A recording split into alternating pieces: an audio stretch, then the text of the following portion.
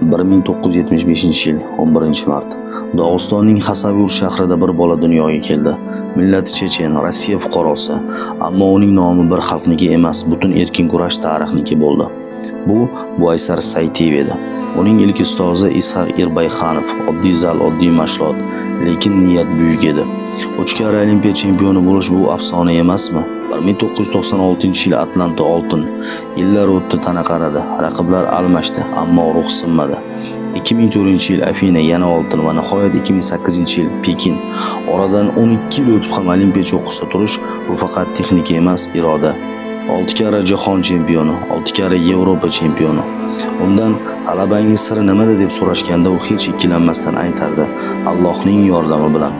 Shogirdi Razanbek Jamalov shunday eslaydi: u menga otalarcha mehr ko'rsatgan. Uning iymoni va tarbiyasi haqida ko'p o'ylayman. Uni juda sog'inaman. Boysar Saytiyev o'limdan qo'rqishini yashirmagan. Chunki o'limdan keyingi savol-javob og'ir bo'ladi, derdi u. Shuning uchun oxirgi nasihati shunday edi: bir-biringizga xushmuomala bo'ling, ko'proq yaxshilik qiling. U ko'p yillar sog'ligi bilan kurashdi, o'pka kasalligi va oxir-oqibat yurak xuruji. Bugun u oramizda yo'q, ammo u mustahkam iroda, pok iymon va halol g'alaba timsoli bo'lib qoldi. Deputat bo'ldi, murabbiy bo'ldi, lekin eng muhimi inson bo'lib qoldi. Boysar Saytiyev faqat chempion emas, u tarbiya, iymon va sabr maktabi edi. Bugun u har bir erkin kurash usullarida yashayapti. Biz seni hech qachon unutmaymiz, chempion. Har bir chempionning o'z tarixi bor. Bu tarixni sizga Humoyun so'zlab berdi.